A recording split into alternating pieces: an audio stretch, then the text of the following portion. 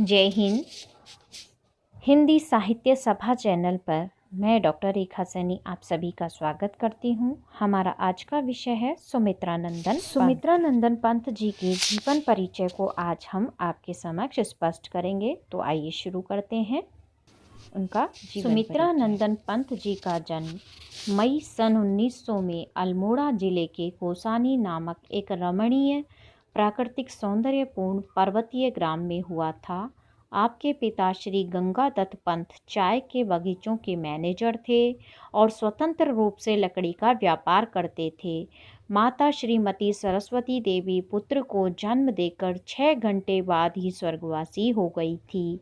आपके 4 भाई और बहनों में आप सबसे छोटे थे।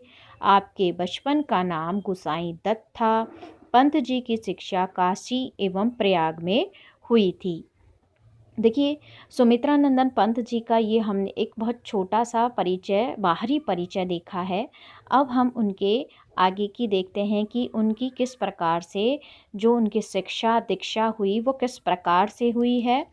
उन्होंने ये जो उनकी शिक्षा रही वो व्यवधानपूर्ण रही। सन 1921 के असहयोग आंदोलन में कारण शिक्षा का क्रम टूट गया, लेकिन वे स्वाध्याय करते रहे। उन्होंने संस्कृत साहित्य के साथ साथ विदेशी साहित्य का भी विशेष अनुशीलन किया। पंत जी ने रूपाभ नामक मासिक पत्रिका प्रकाशित की। पंत जी ने साहित्य की सहायता हेतु साहित्य संसद की नींव डाली एवं लोकायतन संस्कृति पीठ का भी निर्माण किया। पंत जी का बाह्य व्यक्तित्व अत्यंत आकर्षक था। शुभ्र गौरवर्ण और नुकीले नाक नक्श तथा घुंघराले बालों के कारण वे देव स्वरूप प्रतीत होते थे। पंत जीवन आजीवन अविवाहित रहे। 28 दिसंबर 1977 को उनका देहावसान हो गया। उनकी प्रमुख रचनाएं हैं परी, ये नाटक हैं, क्रीड़ा, रानी, ज्योत्सना और उनकी कहानियां हैं 5 कहानियां। निबंध हैं, काव्य संकलनों की भूमिकाएं।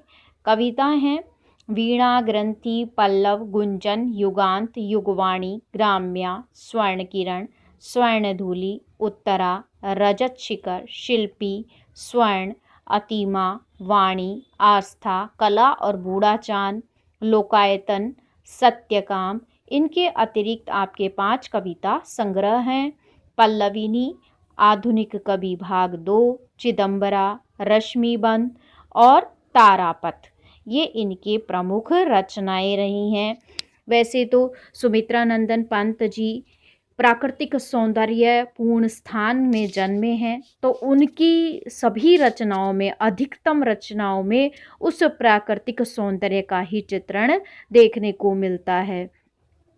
आपकी जो ये सभी काव्य रचनाएं हैं वे बहुत ही सौंदर्यमयी और पूरी प्रकृति को लेकर लिखी गई हैं। प्राकृतिक जो भी वस्तुएं हैं उनका आपने चित्रण इन कविताओं के माध्यम से स्पष्ट किया है और इन सभी में छायावाद का स्पष्ट रूप से देखने को मिलता है। छायावाद की प्रवृत्ति के आप लेखक रहे हैं, कवि रहे हैं, तो आपकी रचनाओं में छायावाद स्पष्ट दिखाई देता है।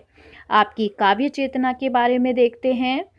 काव्य चेतना पंत जी को काव्य सृजन की प्रेरणा देने वाले तत्वों में प्रकृति के प्रति उनका अन्य आकर्षण, विदेशी देशी ग्रंथों का अध्ययन मनन, पाश्चात्य कलावाद और सौंदर्यवाद के पश्चात सिद्धांत, विशिष्ट कवियों के अप्रत्यक्ष प्रभाव एवं असहयोग आंदोलन तथा अन्य सामयिक आदि घटनाएं प्रमुख हैं। छायावादी काव्यधारा में पंत जी का स्थान अपनी सामयिक संदर्भों से जुड़े विकासमूलक सृजन यात्रा, रमणीय प्रकृति वर्णन, अतीन्द्रिय सौंदर्य चेतना, उदार प्रेम, अनुभूति, सामान्यवादी जीवन दर्शन एवं लाक्षणिक तथा गीतात्मक अभिव्यंजना के कारण नक्षत्रों में ध्रुव तारे सा व्यक्त है। उन्होंने अनुभूति को व्यापकता, चिंतन को नवीन दृष्टि और शिल्प को अभिनव आयाम प्रदान कर अपने व्यक्तित्व को रेखांकित कर दिया है। आज के लिए इतना ही।